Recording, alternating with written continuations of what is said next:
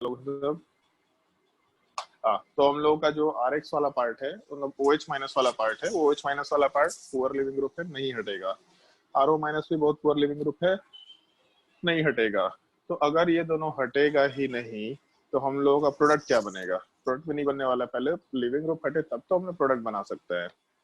तो इस केस में लिविंग ग्रुप एबिलिटी खराब होने की वजह से हम लोग का रिएक्शन डायरेक्टली नहीं हो सकता है। इन सब केसेस का ध्यान रखना होता है। तो सबसे पहला पॉइंट, तो पहला ही पॉइंट सबसे इंपॉर्टेंट होता है। अपने कॉपी में अगर अलग कलर से लिख सकते हैं तो लिख लो पॉइंट को, स्टार मार्क कर लेना पॉइंट को।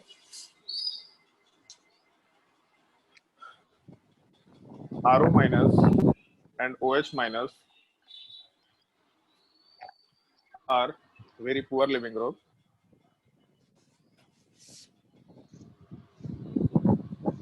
Are very poor living group. Therefore,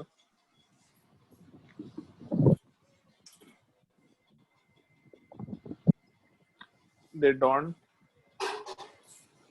show direct reaction. They do not show direct reaction for SN1, SN2, E1, E2। ये सब रिएक्शंस हम लोग डायरेक्टली नहीं कर सकते, ऐसा हम लोग को ध्यान रखना होता है। ये तो सबसे पहला स्टेटमेंट जो हम लोग कंसिडर कर सकते हैं। अगर मान लो हम तुम्हारे सामने एक छोटा सा सिनेरियो डालते हैं, अल्कोहल दे रखा, इसके ऊपर हम लोग H+ का एडिशन करा दिए, तो हम लोगों को ROH2+ मिलेगा। अगर अब हम लोग लिविंग ग्रुप की बात करें तो जब RX लिविंग ग्रुप था तो X माइनस निकल रहा था। तो जब H2O+ लिविंग ग्रुप है तो जब न्यूट्रल था तो बाहर माइनस चार्ज आया, तो जब पॉजिटिव चार्ज है तो बाहर हम लोग का न्यूट्रल ग्रुप आएगा H2O, तो हम लोगों का R+ H2O आएगा। और H2O तो न्यूट्रल कंपाउंड है, बेसिक स्ट्रेंथ भी ज्यादा नहीं होता है। तो H2O वाला पार्ट अगर एक न्यूट्रल कंपाउंड है और अगर वीक बेस है, इसका मतलब ये हम लोगों का अच्छा लिविंग ग्रुप हो जाएगा। अगर अच्छा लिविंग ग्रुप हो गया तो ये हटाया जा सकता है। मान लो हम लोग इसकी बात करते हैं ROR, इसमें भी H+ का एडिशन करा दे, तो इस केस में R के साथ OR है और ऑक्सीजन पे H+ का एडिशन हो गया। 10वां क्लास में पढ़ा था, जब वाटर में H+ का एडिशन होता है तो H3O+ बनता है। तो ROR में H+ का एडिशन होगा तो ये कंपाउंड बनेगा।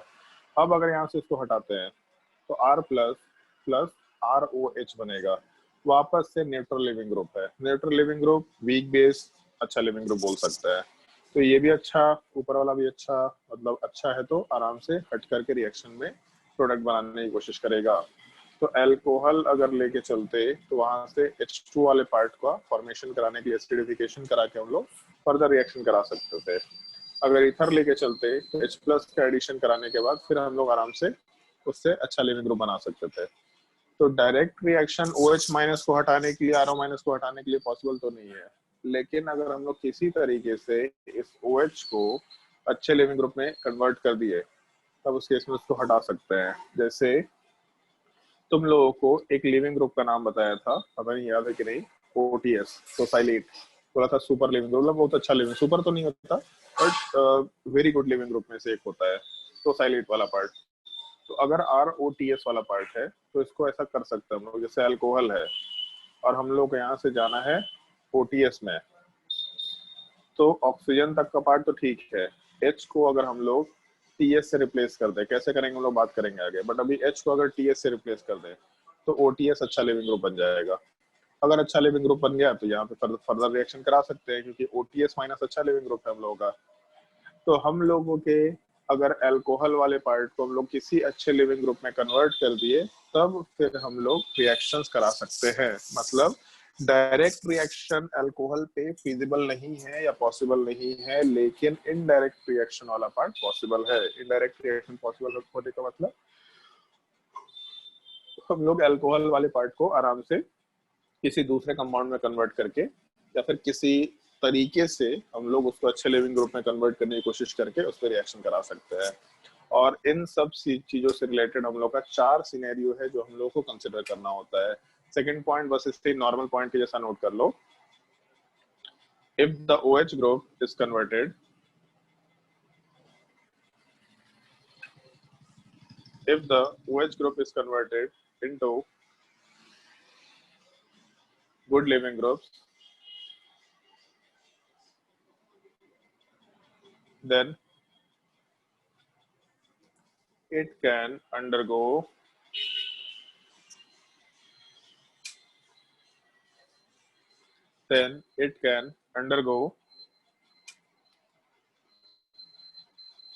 SN1, SN2, E1, E2 reactions. SN1, SN2, E1, E2 reactions, जिसमें सबसे पहला मेथड हम लोग कंसिडर करते हैं एसिडिफिकेशन का। अगर हम लोग उस H प्लस वाले पार्ट का एडिशन करा दे उस OH ग्रुप के ऊपर, तो एसिडिफिकेशन ऑफ OH ग्रुप ऐसा लिख सकते हैं। फिर फर्स्ट एसिडिफिकेशन कर देते हैं। एसिडिफिकेशन वाले पार्ट में हम लोगों के पास, जैसे अभी हम लोग केवल अल्कोहल के रिएक्शंस की बात कर रहे हैं, ठीक है। एक काम करो, इसमें मेंशन कर लो अल्कोहल वाला पार्ट, सबसे पहला एडिंग अल्कोहल। अभी हम लोग पहले अल्कोहल के रिएक्शंस मेंशन कर रहे हैं, फिर हम लोग ईथर वाले पार्ट पे आएंगे। तो अल्कोहल वाले पार्ट के रिएक्शंस में हम लोग एसिडिफिकेशन करके आराम से उस OH माइनस को H2O में कन्वर्ट कर सकते हैं, तो हम लोग का जिंदगी थोड़ा आसान रहेगा, रिएक्शंस हो जाएगा। बट उस एसिडिफिकेशन वाले पार्ट में हम लोगों के पास दो रिएक्शन होगा। एक रिएक्शन विद हाइड्रोजन हैलाइड, एक ये रिएक्शन है जहां पे हम लोग प्रेफरेबली SN1 या SN2 रिएक्शन करते हैं। डिपेंड करेगा कौन सा कंडीशन है, उसके हिसाब से SN1 SN2 करेंगे। और दूसरा रिएक्शन इसी के अंदर हम लोग ऐसा मेंशन करते हैं, reaction with H plus in the presence of heating. इस चीज को हम लोग डिहाइड्रेशन रिएक्शन भी बोलते हैं। अगर थोड़ा बहुत तुम लोगों को पुराना चीज याद हो तो उस टाइम पे बोला था E1 रिएक्शन बढ़ाते वक्त कि E1 रिएक्शन का सबसे standard reaction dehydration of alcohol होता है। तो जब डिहाइड्रेशन ऑफ अल्कोहल आएगा तो वहां पे हम लोग E1 के रेट को भी रिलेट कर लेंगे और उससे रिलेटेड क्वेश्चंस वगैरह को भी काफी अच्छे से सॉल्व कर पाएंगे। तो reaction with H plus and delta dehydration of alcohol अगर मेंशन करते हुए चले हम लोग, तो उस केस में ऐसा कुछ मेंशन किया जा सकता है। ये हम लोग का एसिडिफिकेशन का पार्ट हो जाएगा। फिर उसके बाद अगर हम लोग अगले टॉपिक में मूव करते हैं एसिडिफिकेशन के बाद, तो उस केस में हम लोग आराम से reaction with tosyl chloride word use कर सकते हैं, टोसाइल क्लोराइड। और टोसाइल क्लोराइड वाले पार्ट को हम लोग TSCl से रिप्रेजेंट करते हैं नॉर्मली, TSCl। और इसमें हम लोग कन्वर्ट कर देते हैं OH ग्रुप वाले पार्ट को OTS में, मतलब टोसाइलेट में कन्वर्ट कर देते हैं। तो पहले ये रिएक्शन अभी नोट कर लो दोनों पॉइंट।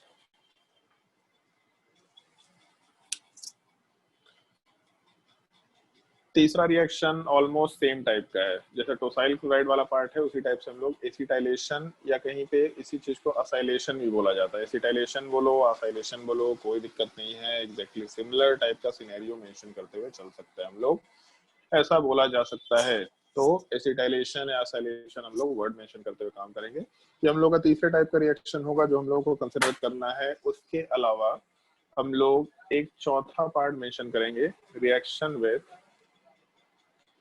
SOCl2 या फिर PCl3, PCl5, ये रिएजेंट्स।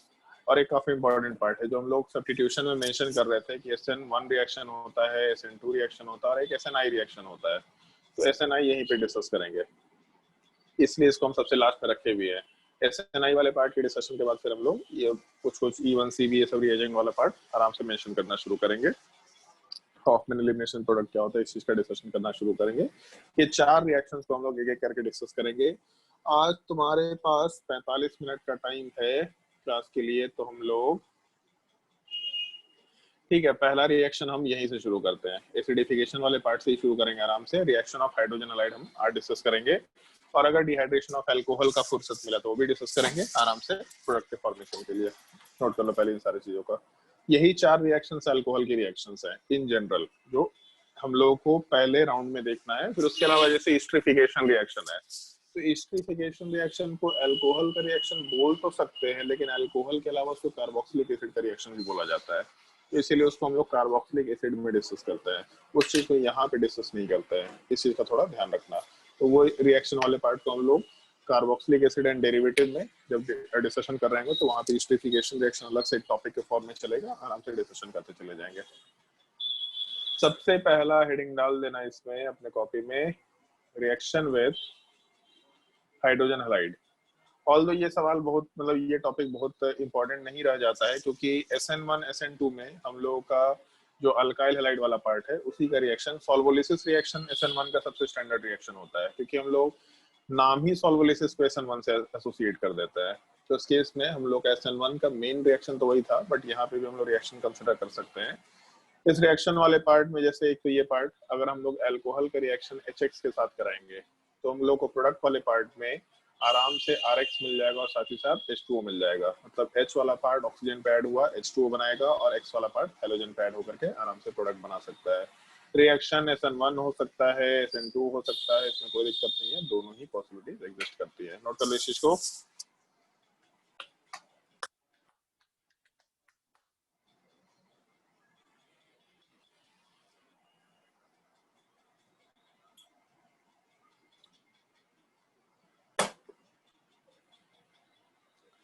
चलो ध्यान दो।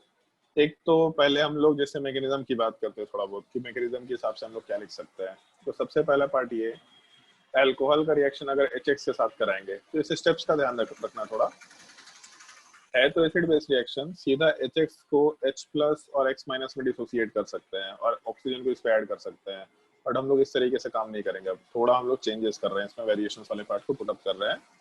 ऑक्सीजन वाला पार्ट H प्लस के साथ कंबाइन करेगा तो हेलोजन दोनों इलेक्ट्रॉन लेके हट जाएगा। ऐसा रिएक्शन हम लोग लिविंग ग्रुप में E2 एलिमिनेशन में कर रहे थे, इनफैक्ट SN2 में भी कर रहे थे, कि RX वाला जो पार्ट है उसमें हम लोग का जैसे इधर X है और इधर R है, तो हम लोग का न्यूक्लियोफाइल वाला पार्ट जब कार्बन चेन के ऊपर जा रहा था, अच्छा उल्टा ही लिख देते हैं, R है और यहाँ पे X है, तो जब हम लोग का न्यूक्लियोफाइल कार्बन चेन पे जा रहा था तो हेलोजन इलेक्ट्रॉन लेके हट रहा था। तो सेम टाइप से यहाँ पे हम लोग कॉम्बिनेशन करा रहे हैं। अगर ऑक्सीजन अपना लोन पेयर हेलोजन को डाल रहा है तो इस केस में सॉरी HX के साथ कंबाइन करा रहा है, तो H के ऊपर हम लोग का हेलोजन का सॉरी ऑक्सीजन का लोन पेयर जा रहा, हेलोजन अपना इलेक्ट्रॉन लेके हट रहा है, तो हम लोग के प्रोडक्ट में ROH2 प्लस का फॉर्मेशन होगा और साथ ही साथ X माइनस होगा। अब यहाँ के बाद हम लोग का SN1 रिएक्शन हो सकता है, SN2 रिएक्शन हो सकता है, डिपेंड करेगा कार्बन चेन का डिग्री क्या है। अगर कार्बन चेन वाला पार्ट 3 डिग्री है या 2 डिग्री है तो उस केस में प्रेफरेबली हम लोग आराम से SN1 रिएक्शन कराएंगे, बट अगर कार्बन चेन 1 डिग्री है तो हम लोग SN2 रिएक्शन कराएंगे। बट उसमें एक और भी चीज है, X के ऊपर भी सब कुछ डिपेंड करेगा, इस एक पॉइंट का थोड़ा ध्यान रखना होता है। I माइनस काफी अच्छा न्यूक्लियोफाइल होता है, और अगर I माइनस काफी अच्छा न्यूक्लियोफाइल है तो ये पार्ट 2 डिग्री में भी SN2 रिएक्शन प्रेफरेबली करना चाहेगा। तो इस केस में हम लोग इसको इस सिनेरियो में डिस्कस कर लिया करते हैं, जैसे ROH2 प्लस है तो इस केस में एक तो आयोडीन का केस हो गया और दूसरा हम लोग का क्लोरीन और ब्रोमीन दोनों का केस हो गया। अगर हम लोगों का R वाला पार्ट 1 डिग्री है तब उस केस में नीचे मेंशन कर देते हैं, अगर R वाला पार्ट 1 डिग्री है तो 1 डिग्री वाले पार्ट में तो हम लोग का SN2 दोनों में SN2 सोचना ही नहीं है, 1 डिग्री तो SN2। अगर हम लोगों का 3 डिग्री है तो 3 डिग्री में भी सोचना नहीं है, दोनों में हम लोग SN1 ही कंसिडर करेंगे सीधा, ये हम लोग पहले भी डिस्कस कर चुके हैं। अगर 2 डिग्री हुआ तो हम लोग का आयोडीन वाले पार्ट के केस में SN2 होगा, बट बाकी केसेस में SN1 होगा, क्योंकि I माइनस अच्छा न्यूक्लियोफाइल है, तो इस वजह से पूरे रिएक्शन में हम लोग के SN1 वाले पार्ट को सॉरी SN2 वाले पार्ट को फेवर करता है। ऑल्दो एक चीज है, अल्कोहल पोलर प्रोटिक मीडियम है, तो पोलर प्रोटिक मीडियम वाला पार्ट प्रेफरेबली SN2 कंसिडर करता है, क्योंकि रिएक्टेंट ही मीडियम भी है, तो SN1 को प्रीफर करता है पोलर प्रोटिक मीडियम। लेकिन I माइनस के अच्छे न्यूक्लियोफिलिक कैरेक्टर के वजह से हम लोग का 2 डिग्री में SN2 रिएक्शन होगा। तो SN1 या SN2 कुछ भी हो सकता है, और दोनों में से कुछ भी हो, हम लोग के प्रोडक्ट में H2O हटेगा, वहां पे हम लोग का हेलोजन अटैच होगा। ध्यान बस ये रखना है कि अगर SN1 हुआ तो कार्बो द कटायन बनेगा, अगर कार्बो कटायन बनेगा तो रीअरेंजमेंट को ध्यान रखते हुए प्रोडक्ट का फॉर्मेशन कराना है। ऑल्दो इससे बहुत मतलब बहुत स्ट्रेट फॉरवर्ड सवाल पूछा जाता है, बहुत अच्छा कोई सवाल इससे नहीं पूछा जाता है नॉर्मली, बट फिर भी ध्यान रखना है कि अगर SN1 हुआ तो कार्बो कटायन बना के रीअरेंजमेंट चेक करके ही प्रोडक्ट बनाएंगे, और अदरवाइज SN2 में तो सोचना ही नहीं है। नोट कर लो चीज को।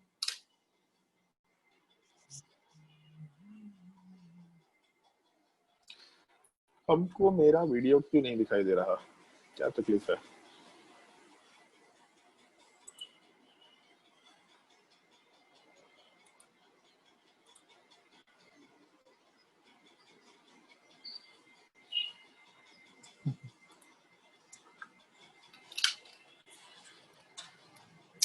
फिर वीडियो गायब हो जा रहा है मेरा, क्या हो गया है भाई सिस्टम में?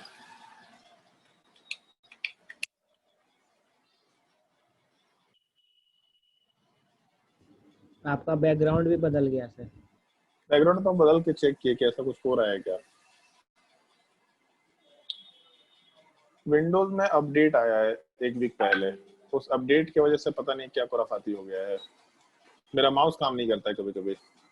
हम टेंशन में आ गए थे 2 दिन पहले।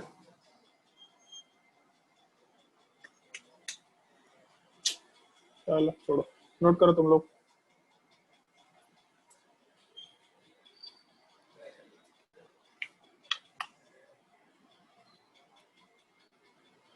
यही सीन अच्छा है गोवा वाला ही, बाकी तो अच्छा नहीं है, मजा नहीं आ रहा बाकी में।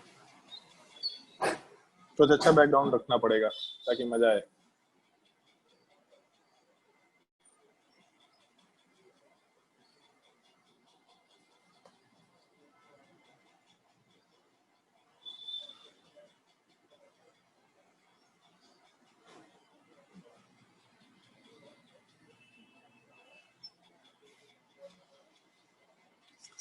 अगर किसी को डाउट है इस रिएक्शन में तो आराम से पूछ सकता है, ऑल्दो डाउट होना नहीं चाहिए, बहुत ही स्ट्रेट फॉरवर्ड सिंपल सा रिएक्शन है, डाउट नहीं होना चाहिए।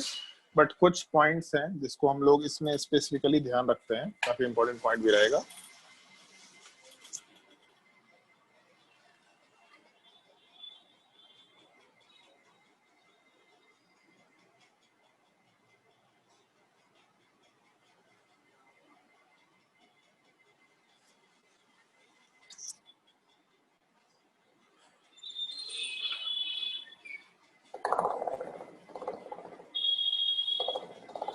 सवाल नोट करो इसमें। इसमें कुछ सिंपल सिंपल ही क्वेश्चन है, बहुत ही स्ट्रेट फॉरवर्ड, इसको ट्राई करना है। फाइंड द प्रोडक्ट,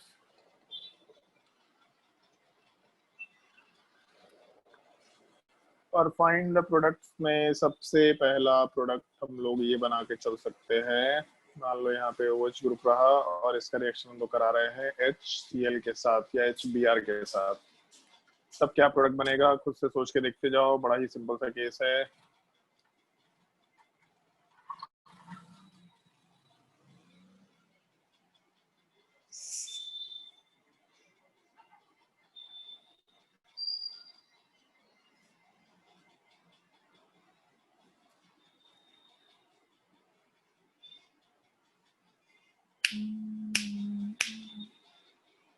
मैकेनिज्म में मेंशन करते जाना कि क्या मैकेनिज्म होगा।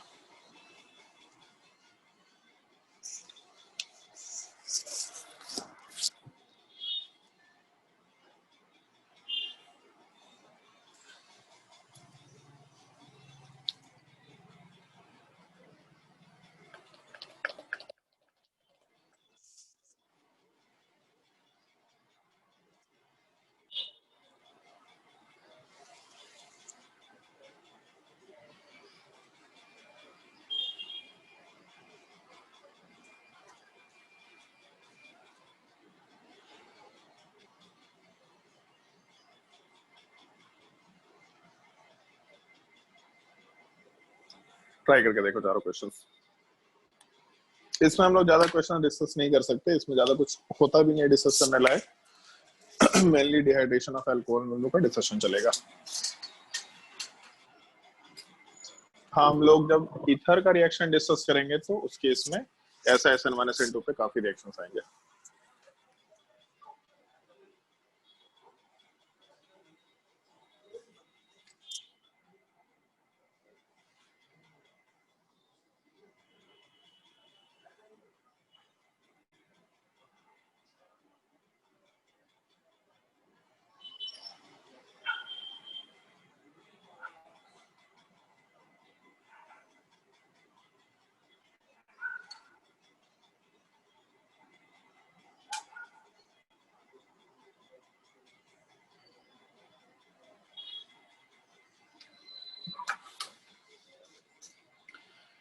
पहले वाले केस को अगर कंसिडर करें हम लोग, फर्स्ट वाले केस में, तो उस केस में 2 डिग्री कार्बन दे रखा है और HBr दे रखा है। अगर 2 डिग्री कार्बन है तो सीधा SN1 रिएक्शन कराएंगे क्योंकि HBr दे रखा। बट प्रॉब्लम ये है, प्रॉब्लम तो क्या है, कार्बोकैटायन रीअरेंजमेंट नहीं होगा क्योंकि हम लोग का मोस्ट स्टेबल कार्बोकैटायन है। तो ये OH हटेगा, यहाँ पे HBr का Br माइनस वाला पैड ऐड होगा, मतलब आराम से यहाँ पे अल्काइल ब्रोमाइड कंसिडर कर सकते हैं हम लोग। 2 ब्यूटाइल ब्रोमाइड कंसिडर कर सकते हैं। अरे जे एडवांस में एक सवाल आया था नोमेनक्लेचर का, ये नोमेनक्लेचर कौन से कंपाउंड का होगा? नोमेनक्लेचर के ऊपर जेई एडवांस में सवाल आ रखा है। तो इस केस में कार्बोकैटायन बना करके हम लोग पहले तो मैकेनिज्म डिस्कस किए। 2 डिग्री वाले पार्ट के हिसाब से अगर HBr दे रखा तो SN1 रिएक्शन होगा, अगर SN1 होगा तो कार्बोकैटायन बनाएंगे यहाँ से OH को हटा के, फिर Br- को ऐड करके प्रोडक्ट बना देंगे आराम से। तो 2 ब्यूटाइल ब्रोमाइड या फिर 2 ब्रोमोब्यूटाइल, 2 ब्रोमोब्यूटेन आराम से बोल सकते हैं हम लोग। सेकंड वाले केस में फिर से HBr दे रखा है और यहाँ 2 डिग्री, अगर 2 डिग्री दे रखा तो इसका मतलब SN1 रिएक्शन होगा, या फिर यहाँ पे OH ग्रुप होना चाहिए, हम कुछ लिख दिए, गलती लिख दिया, OH ग्रुप होना चाहिए हर एक केस में, अल्कोहल। तो सेकंड वाले केस में OH ग्रुप जब हटेगा तो कार्बोकैटायन बनेगा, बट कार्बोकैटायन का अरेंजमेंट दिख रहा है यहाँ पे 2 डिग्री के बगल में 3 डिग्री है, तो आराम से कार्बोकैटायन वाला जो पार्ट है वो अरेंज होकर के या रीअरेंज होकर के अपने आप को इसमें कन्वर्ट करेगा। फिर यहाँ पे हम लोग Br- आराम से ऐड अप कर सकते हैं। तो Br- वहाँ पे ऐड करेंगे तो यहाँ पे ये प्रोडक्ट आराम से कंसिडर किया जा सकता है। फिर उसके बाद थर्ड नंबर वाले पार्ट को अगर कंसिडर करेंगे तो थर्ड नंबर वाले पार्ट में हम लोग का कार्बन का डिग्री 3 है, तो HI से भी फर्क नहीं पड़ रहा, हम लोग SN1 रिएक्शन कराएंगे, बट SN1 से भी फर्क नहीं पड़ रहा क्योंकि रिएरेंजमेंट हो नहीं सकता, तो आराम से OH को हटा के हम लोग I- को ऐड करके H अल्काइल आयोडाइड का फॉर्मेशन करा सकते हैं। नेक्स्ट वाले केस में HCl दे रखा, 2 डिग्री कार्बन दे रखा, तो प्रेफरेबली हम लोग SN1 रिएक्शन कराएंगे। ये चीज हटेगा यहाँ से, कार्बोकैटायन बनेगा, रीअरेंजमेंट होगा, अगर रीअरेंजमेंट होगा तो प्रोडक्ट वाले पार्ट में फिर से यहाँ पे Cl का फॉर्मेशन होगा। और यहाँ पे एक चीज रखा है ZnCl2, इसका क्या मतलब है इस चीज की बात करते हैं, क्योंकि ये रिएजेंट का थोड़ा अपने को ध्यान रखना है। HCl प्लस ZnCl2, इस रिएजेंट वाले पार्ट को हम लोग लुकास रिएजेंट भी बोलते हैं, और हम लोग एक वर्ड यूज करते हैं यहाँ पे, लुकास टेस्ट। तुम्हारे आइडेंटिफिकेशन ऑफ कंपाउंड के ऊपर बेस्ड सबसे पहला कंसिडरेशन है जो हम लोग को ध्यान रखना होता है। लुकास टेस्ट वाले पार्ट में हम लोग पहला तो ये पॉइंट मेंशन करेंगे, test to distinguish between, test to distinguish between 1 degree, 2 degree and 3 degree alcohol. जैसे अगर मान लो सवाल दे रखा कि 1 ब्यूटेनॉल और 2 ब्यूटेनॉल है, इन दोनों को हम लोगों को डिस्टिंग्विश करना है, आइडेंटिफाई करना है कि ये 1 डिग्री ब्यूटेनॉल है कि ये 2 डिग्री ब्यूटेनॉल है, कैसे पता करेंगे? तो उस केस में हम लोग आराम से लुकास टेस्ट के थ्रू 1 डिग्री, 2 डिग्री, 3 डिग्री को डिस्टिंग्विश कर सकते हैं। डिस्टिंग्विश करने का मतलब कोई रिएक्शन नहीं लिखना है हम लोगों को, केवल आइडेंटिफिकेशन टेस्ट है कि 1 डिग्री, 2 डिग्री, 3 डिग्री को आपस में सेपरेट करना है। जैसे ना कि एसिड और बेस है, कैसे डिस्टिंग्विश करेंगे? तो लिटमस पेपर डुबाएंगे, अगर ब्लू कलर हो गया तो बेस, रेड कलर हो गया तो एसिड। तो लिकास टेस्ट में इसी टाइप से हम लोग पेपर में उसको डिप करेंगे। अगर हम लोगों का लिकास टेस्ट वाला पार्ट हम लोग का फिजिबल है तो उस केस में 1 डिग्री में कुछ अलग प्रॉपर्टी दिखेगा, 2 डिग्री में कुछ अलग दिखेगा, 3 डिग्री में कुछ अलग दिखेगा, वहां से हम लोग आराम से तीनों टाइप के अल्कोहल को डिस्टिंग्विश कर सकते हैं। तो पहला चीज तो ये रिएजेंट ध्यान रखना है लुकास टेस्ट वाले पार्ट में, test to distinguish between 1 degree and 2 degree, sorry 1 degree, 2 degree and 3 degree. और दूसरा हम लोग जब रिएजेंट की बात करते हैं तो रिएजेंट वाले पार्ट में हम लोग HCl प्लस एनहाइड्रस ZnCl2 की बात करते हैं। अगर हम लोग HCl के साथ एनहाइड्रस ZnCl2 लेते हैं तो इस चीज को हम लोग लिकास रिएजेंट बोला करते हैं। पॉइंट नोट कर लो इसमें।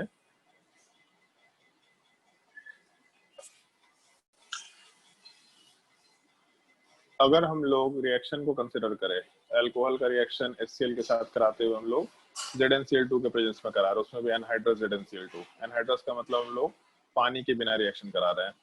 तो इस केस में हम लोग का जो प्रोडक्ट बन के आता है, एक तो RCl बनेगा, और उसमें भी मैकेनिज्म ध्यान रखना SN1 होगा, क्योंकि हम लोग का ZnCl2 में लास्ट क्लास में ऐसा सवाल बताया था कि जिंक वाला पार्ट बेसिकली कटायन बनाने में हेल्प करेगा, इसलिए प्रेफरेबली SN1 होगा। SN1 रिएक्शन हुआ, RCl बनेगा, RCl के अलावा जो H2O वाला पार्ट हट रहा है वो H2 वाले पार्ट का हम लोग आराम से ये कंपाउंड का फॉर्मेशन करा सकते हैं जिंक वाले पार्ट के साथ OH- और Cl, तो Cl2 होता है शायद से, या Cl होता है, ये एक बार कंफर्म कर लेना। एनसीईआरटी में हमको थोड़ा ध्यान से उतर गया है। एनसीईआरटी में लुकास रिएजेंट जहां दे रखा होगा अल्कोहल के रिएक्शन में, उसमें जिंक वाले पार्ट के साथ OH और Cl है कि यहाँ पे OH2Cl2 है, ये एक बार देख लेना, वो हम थोड़ा दिमाग से उतर गया है। बट जो कुछ भी है यहाँ पे, अगर ये कंपाउंड का फॉर्मेशन हो रहा है तो ये कंपाउंड का फॉर्मेशन पूरे सॉल्यूशन वाले पार्ट को टर्बिडिटी में कन्वर्ट कर देगा, बेसिकली टर्बिड सॉल्यूशन के फॉर्मेशन में कन्वर्ट कर देगा। तो ये जो कंपाउंड का फॉर्मेशन जैसे ही होगा, ये कंपाउंड वाला पार्ट सॉल्यूशन को टर्न्स द सॉल्यूशन एक minute, turns the solution turbid, ये पूरे के पूरे सॉल्यूशन वाले पार्ट को टर्बिड सॉल्यूशन में कन्वर्ट कर देगा। टर्बिड का मतलब ऐसा समझ लो कि मान लो पानी में हम लोग चौक डाल देते हैं अगर, तो पानी में चौक डालने पे जैसा सॉल्यूशन बनता है उस चीज को हम लोग टर्बिड बोल सकते हैं। तो जब भी कभी अल्कोहल का रिएक्शन हम लोग HCl के साथ कराएंगे in the presence of anhydrous ZnCl2, तब उस केस में हम लोग को ये टर्बिड सॉल्यूशन का फॉर्मेशन मिलेगा। बट एक चीज सोच के देखो, SN1 वाला पार्ट है, बाय डिफॉल्ट मान के चल रहे हैं हम लोग SN1 रिएक्शन है, क्योंकि ZnCl2 में जो जिंक है वो कार्बोकेटायन का फॉर्मेशन करा रहेगा। अगर SN2 reaction sorry SN1 reaction है तो हम लोगों का अगर 3 डिग्री अल्कोहल हुआ तो SN1 का रिएक्टिविटी सबसे हाईएस्ट होगा, अगर 2 डिग्री अल्कोहल हुआ तो रिएक्टिविटी थोड़ा कम होगा, अगर 1 डिग्री अल्कोहल हुआ तो SN1 का रिएक्टिविटी सबसे कम होगा। अगर 3 डिग्री में हम लोग का रिएक्टिविटी बहुत हाई है, कार्बोकेटायन वाले पार्ट बहुत स्टेबल है, तो इस केस में जो टर्बिडिटी वाला पार्ट है वो भी इंस्टेंटेनियस आता है। यहाँ पे हम लोग इंस्टेंट टर्बिडिटी या इंस्टेंटेनियस टर्बिडिटी मेंशन कर सकते हैं।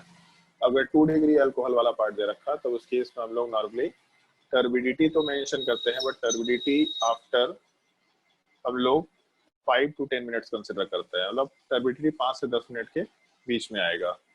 और आफ्टर मत नहीं लिखो, टर्बिडिटी इन 5 to 10 मिनट्स लिख सकते हैं। और अगर 1 डिग्री अल्कोहल है तो टर्बिडिटी आफ्टर 30 मिनट्स और no turbidity at all. Either 1 degree मतलब आइदर रिएक्शन ही नहीं हो रहा होगा SN1 के टाइप से, और दूसरा अगर मान लो कि रिएक्शन होता भी है तो काफी धीरे रिएक्शन होगा, तो 30-40 मिनट के बाद हम लोग को टर्बिडिटी मिलेगा, ऐसा हम लोग मेंशन कर सकते हैं। तो पॉइंट ये है कि कैसे डिस्टिंग्विश करेंगे। तो जिस अल्कोहल में हम लोग को इंस्टेंटेनियस टर्बिडिटी मिलेगा वो हम लोग का 3 डिग्री अल्कोहल है। जिस अल्कोहल में हम लोग का टर्बिडिटी 5-10 मिनट के बाद मिलेगा और 2 डिग्री अल्कोहल है, और जिसमें हम लोग का टर्बिडिटी मिलेगा ही नहीं और फिर बहुत देर बाद मिलेगा, तो चीज को हम लोग 1 डिग्री अल्कोहल के लिए कंसिडर कर सकते हैं। ये हम लोग का अल्कोहल का पार्ट है जो हम लोग को कंसिडर करना है। नोट कर लो इस चीज को। और इसी तरीके से हम लोग 1 डिग्री 2 डिग्री 3 डिग्री अल्कोहल को डिस्टिंग्विश कर सकते हैं।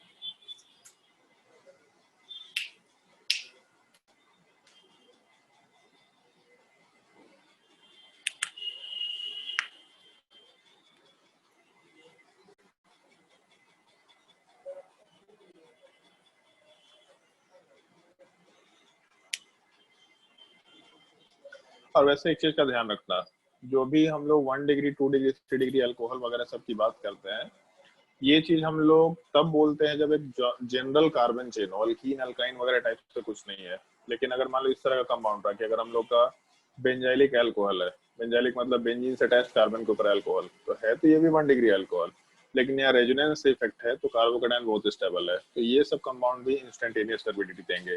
मान लो ये कंपाउंड दे रखा तो इसमें भी रेजोनेंस वाला पार्ट है, इंस्टेंटेनियस टर्बिडिटी मिलेगा। तो ये सब कंपाउंड्स वाले पार्ट भी इंस्टेंटेनियस टर्बिडिटी आराम से दे सकते हैं। जैसे मान लो ये कंपाउंड है तो 2 डिग्री अल्कोहल है लेकिन एरोमेटिक कंपाउंड बन जाएगा। एरोमेटिक से अच्छा तो कार्बोकेटायन कहीं बन ही नहीं सकता है, इससे ज्यादा रेट ऑफ रिएक्शन तो हम लोग कंसिडर भी नहीं करेंगे। तो इस केस में हम लोगों का ये सब कंपाउंड भी आराम से इंस्टेंटेनियस टर्बिडिटी देंगे। तो ये रट के मत बैठ जाना कि केवल 3 डिग्री रहा तो इंस्टेंटेनियस टर्बिडिटी। जहाँ पे कार्बोकेटायन को रेजोनेंस वगैरह सब मिल रहा है और स्टेबिलिटी हाई है, वो सब भी कार्बोकेटायन के फॉर्मेशन इजी फॉर्मेशन की वजह से SN1 रिएक्शन बहुत तेज देंगे, आराम से इंस्टेंटेनियस टर्बिडिटी दे सकते हैं। तो पॉइंट नोट कर लो, these compounds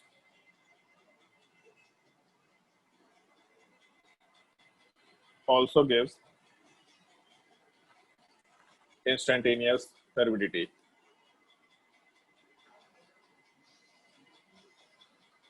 Also gives instantaneous turbidity. Basically carbocation stable होना चाहिए तो इंस्टेंटेनियस टर्बिडिटी आराम से मेंशन करते हुए काम कर सकते हैं।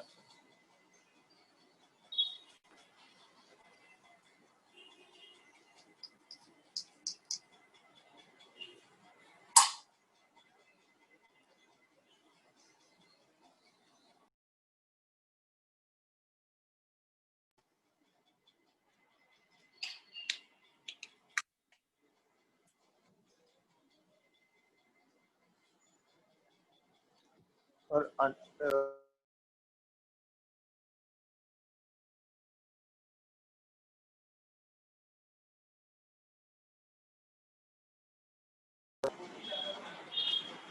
और इसको नोट करने के बाद फिर हम लोग आराम से दूसरे रिएक्शंस वाले पार्ट पे मूव कर सकते हैं, क्योंकि ये रिएक्शन उतना इंपॉर्टेंट नहीं है, ज़्यादा काम का नहीं है।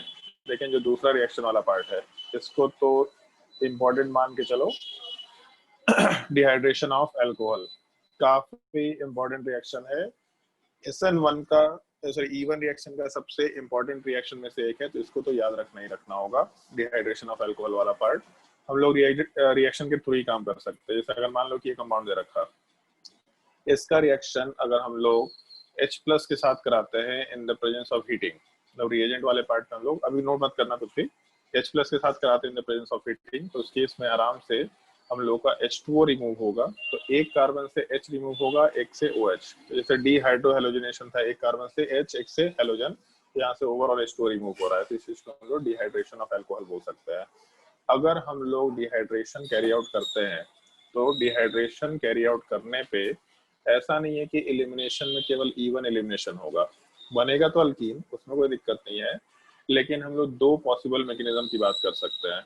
एक तो हम लोगों का E2 मैकेनिज्म है, जो यूजुअली क्वेश्चन वगैरह में डाले नहीं जाते, थ्योरी में तो बिल्कुल नहीं डाला जाता है, इसलिए ज्यादा इंपॉर्टेंट हो जाता है कि अगर ये याद नहीं रहेगा तो सवाल एकदम बिल्कुल ध्यान में नहीं रहेगा, इसलिए हम इसको ऊपर लिख रहे हैं।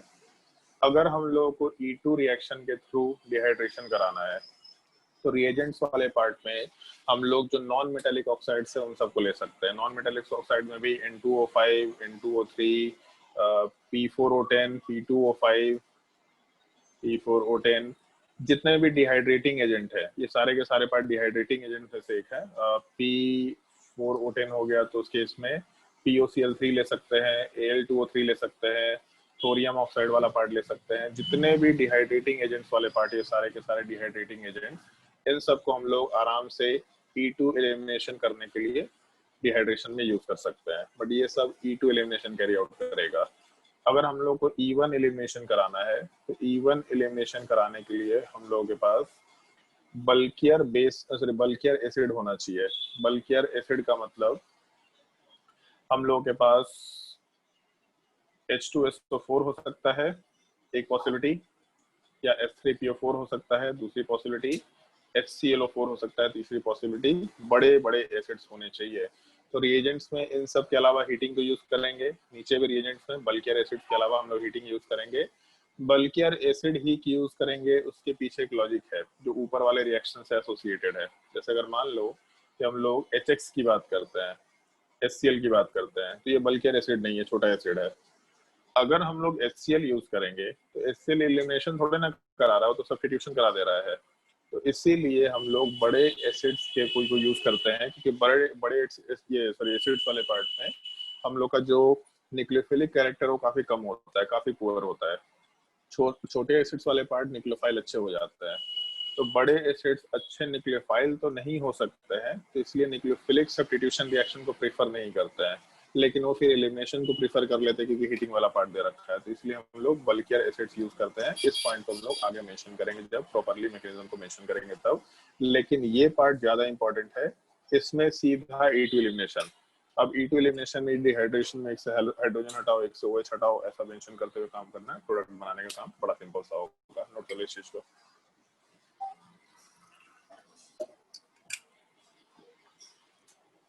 सीक्वेंशियल रिएक्शंस में हम लोग इन सब चीजों का डिस्कशन करेंगे, वहां पे इन सब चीजों को यूज करेंगे आराम से।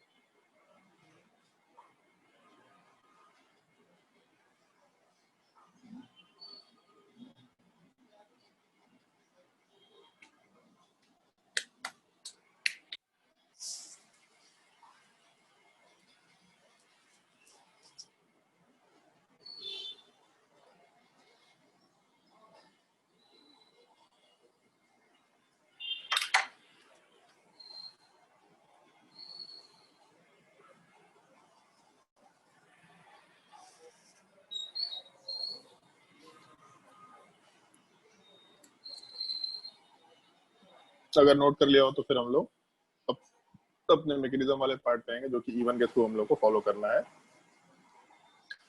अगर हम लोग मान लो कि रिएक्शंस वाले पार्ट में जैसे वही रिएजेंट दे रखा है, इसका अगर हम लोग रिएक्शन कराना चाह रहे हैं H2SO4 वाले पार्ट के साथ, तो H2SO4 दे रखा हो या फिर H3PO4 दे रखा हो या फिर HClO4 दे रखा हो, उससे कोई दिक्कत नहीं है, तीनों में से कोई भी दे रखा हो, तब इस केस में इसके अलावा हीटिंग यूज करेंगे हम लोग साथ ही साथ, तो प्रोडक्ट वाले पार्ट में हम लोग का डिहाइड्रेशन होगा।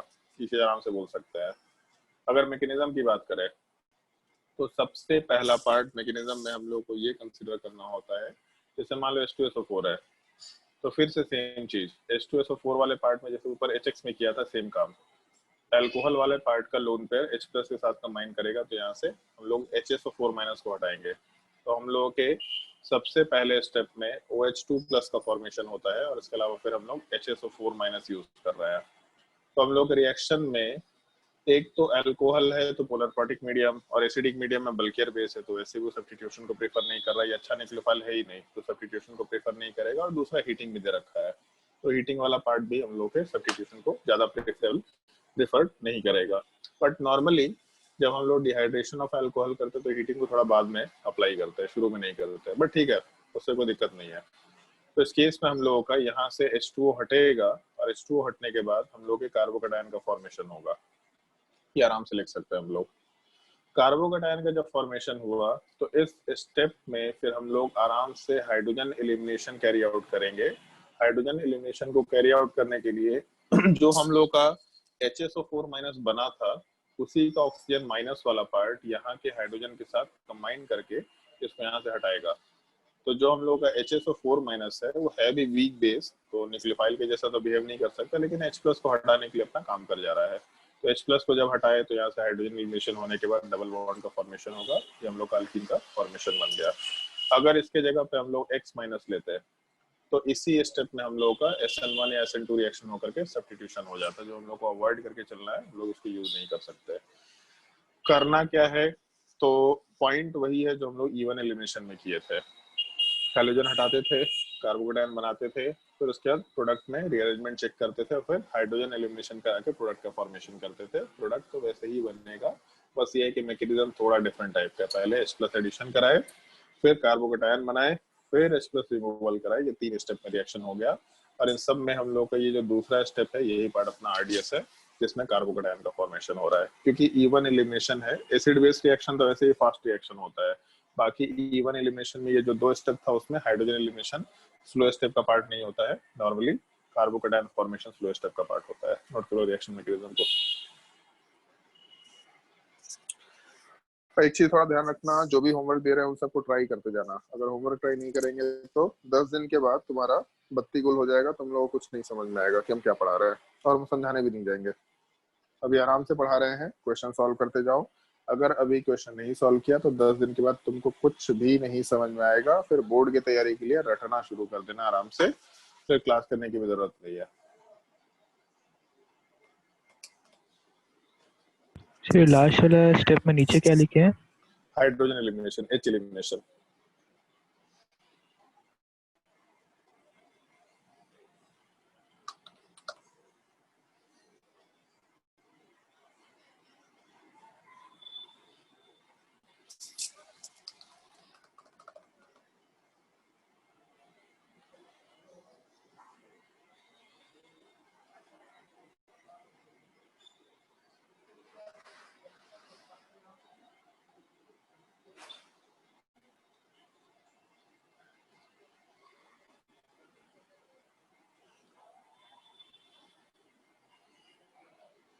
सर ये H2SO4 फिर से बाहर आ जाएगा?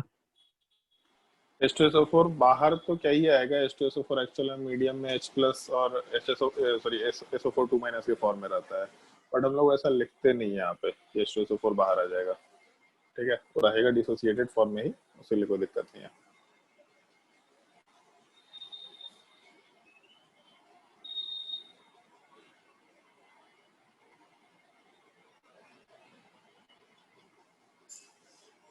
और उसके नीचे एक पॉइंट स्टार मार्क कर लेना, smaller acids such as HX cannot be used because X minus is a good nucleophile and will carry substitution reaction instead of elimination. Will carry substitution instead of elimination. Elimination reaction के जगह पे substitution reaction हो जाएगा, जो हम लोग को नहीं चाहिए, इसलिए हम लोग HX वाले पार्ट को यूज नहीं कर सकते हैं। बाकी हमको लगता है कि इसमें तो हमको कोई सवाल बताने की जरूरत भी नहीं है। तुमको मालूम है कि इवन एलिमिनेशन कराना है, प्रोडक्ट क्या बना है, तुमको सब मालूम है। जब जो काम इवन रिएक्शन में किया है सेम काम यहाँ पे करना है। हम केवल एक क्वेश्चन यहाँ पे डिस्कस करेंगे अभी, compare the rate of dehydration. ये तुमको सॉल्व करना है। Compare the rate of dehydration reaction, ये तुम्हारे E1 के रेट ऑफ रिएक्शन को कंपेयर करने का बस सिंपल सा क्वेश्चन है। और इसके बाद फिर प्रोडक्ट बनाने वाले पार्ट में find the product of dehydration. अब उसमें स्टीरियोकेमिस्ट्री तो स्टीरियोकेमिस्ट्री, मेजर प्रोडक्ट तो मेजर प्रोडक्ट, ऑल प्रोडक्ट तो ऑल प्रोडक्ट। जो बनाना है तुमको, ये तुम लोगों को असाइनमेंट में आराम से मेंशन कर सकते हैं। Compare the rate of dehydration, इसमें सबसे पहला जो हम लोग कंपेरिजन कंसिडर कर सकते हैं उसमें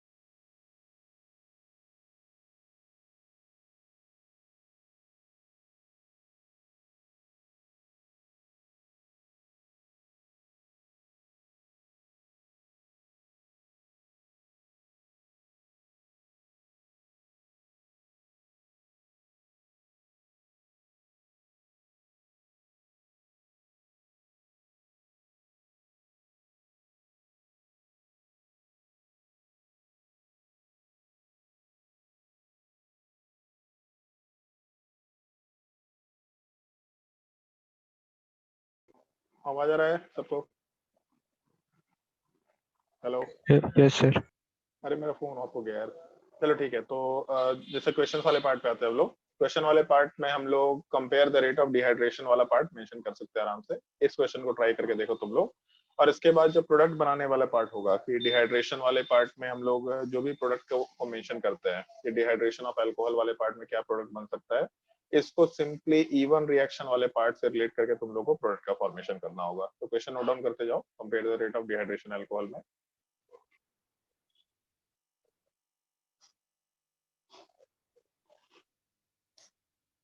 और क्वेश्चंस मोस्टली जाने पहचाने दिखाई देंगे, हर जगह पे वो ग्रुप दे रखा है।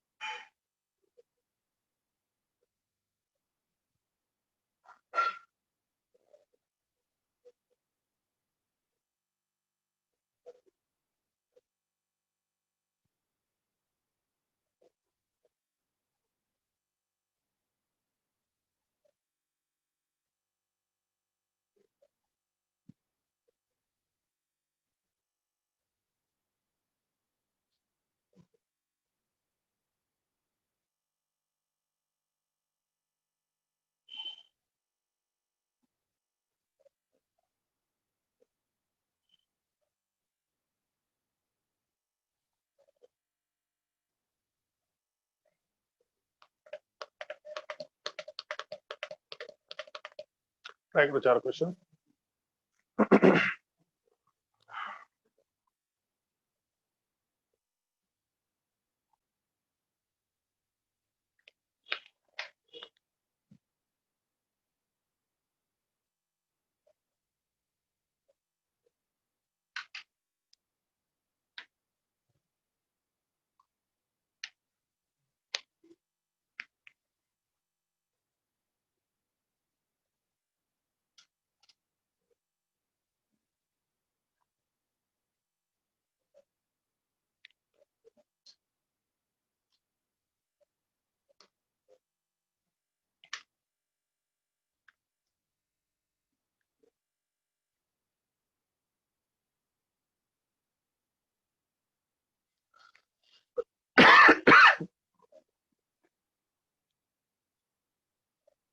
पहले वाले केस में अगर कंपैरिजन करेंगे तो सबसे ज्यादा रेट ऑफ रिएक्शन थर्ड में आएगा, फिर टू में आएगा, फिर वन में आएगा, फिर फोर में आएगा।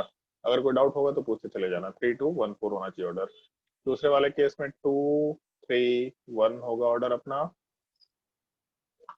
थर्ड वाले केस को अगर कंपेयर करेंगे तो उस केस में 1 3 2 हो जाएगा ऑर्डर अपना। और अगर फोर्थ वाले केस को कंपेयर करेंगे तो 3 नहीं, 4 2 1 3, ये 4 ऑर्डर हम लोग का कंसिडर किया जा सकता है। मेरे हिसाब से 1 2 3 में तो डाउट नहीं होना चाहिए, फोर्थ में हो सकता है थोड़ा बहुत डाउट हो, बट अगर डाउट है तो पूछ लो, डाउट होना नहीं चाहिए वो ज्यादा। थर्ड वाले में सेकंड और थर्ड को कैसे कंपेयर किए? थर्ड वाले में सेकंड और थर्ड को, इसको अगर हटाए तो कार्बोकेटायन 1 डिग्री पे गया, यहाँ एक हाइपर कंजुगेशन, यहाँ वाले पार्ट में कार्बोकेटायन, यहाँ वाले पार्ट पे 3 हाइपर कंजुगेशन। ठीक है। फोर्थ वाले में भी डाउट है। फोर्थ वाले पार्ट में यहाँ अगर इसको हटाएंगे तो रेजोनेंस इफेक्ट, यहाँ इसको हटाएंगे तो एरोमेटिक कंपाउंड आ रहा है, यहाँ इसको हटाएंगे तो positive charge anti aromatic compound आ रहा है, यहाँ इसको हटाएंगे तो भी इस केस में एरोमेटिक कंपाउंड आ रहा है। एंटी एरोमेटिक कंपाउंड सबसे लीस्ट स्टेबल होगा, रेजोनेंस वाला पार्ट उससे थोड़ा ज्यादा स्टेबल। और 2 और 4 वाले पार्ट को कंपेयर करें तो यहाँ पे ऑक्सीजन का प्लस एम इफेक्ट भी है, तो aromaticity plus plus M effect stability extra बढ़ा देगा, तो 4 2 1 3 कंसिडर किया जा सकता है। ठीक है।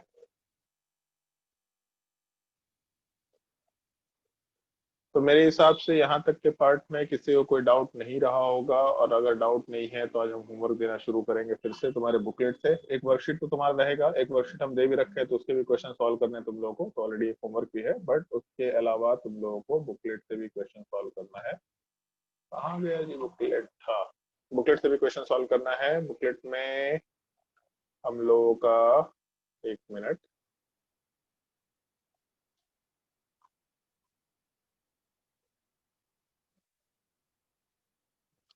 बुकलेट वाले पार्ट में एक्सरसाइज 1 में क्वेश्चन नंबर, एक्सरसाइज 1 में question number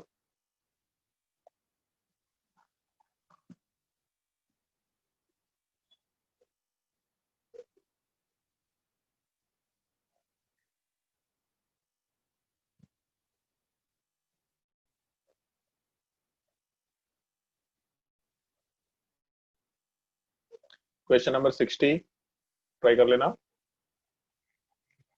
exercise 1 question number 60, question number 62,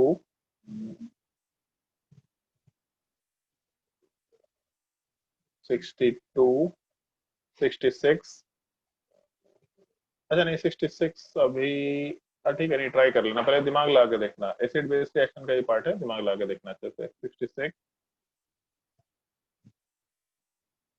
68,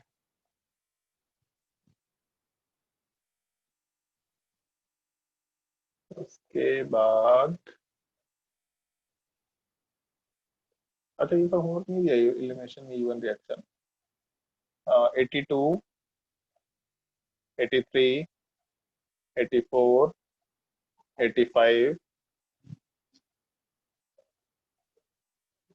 और ये भी सॉल्व कर लेना है तुम लोगों को सवाल, एक minute. Nucleophilic substitution of ether and epoxide, 81, 81, 82, 83, 84, 85, 86, 87, 86, 87 क्या सॉल्व करना है अभी? 90, 91, 92, 93, 94, 94 तक सॉल्व कर लेना क्वेश्चन। हाँ ठीक है, इतने क्वेश्चन ट्राई करके देखो, इतने क्वेश्चन ट्राई करो, फिर बाकी हम लोग नेक्स्ट क्लास में एक वर्कशीट और तो देंगे तुम लोगों को, और उसके भी क्वेश्चन को सॉल्व करते जाना। वैसे हम देख लेते हैं, अगर कल क्लास हुआ तुम लोगों का तो फिर आज वर्कशीट नहीं देंगे, इतने क्वेश्चन सफिशिएंट होंगे। कलाकारी मत कर अमृतराज, तेरा नाम दिख रहा है यहाँ पे हमको। कल तुम लोगों का क्लास है, कल अगर क्लास है तो इतना ही होमवर्क दे रहे हैं, इसके बाद हम होमवर्क तुम लोगों को परसों दे देंगे, मतलब कल के क्लास के बाद दे देंगे, क्योंकि उसके बाद फिर मेरा क्लास वीक में आगे खाली रहेगा, तो उसके बाद हम होमवर्क दे देंगे तुम लोग को आराम से। तो आराम से हम लोग कल इतने क्वेश्चंस को डिस्कस कर सकते हैं। अगर किसी को कोई डाउट है आज जो पढ़ाया तो उसमें आराम से डाउट पूछ सकता है, अगर डाउट नहीं है तो फिर आज के लिए क्लास यहीं पे एंड करते हैं। बताओ भी जल्दी अगर कोई डाउट है तो।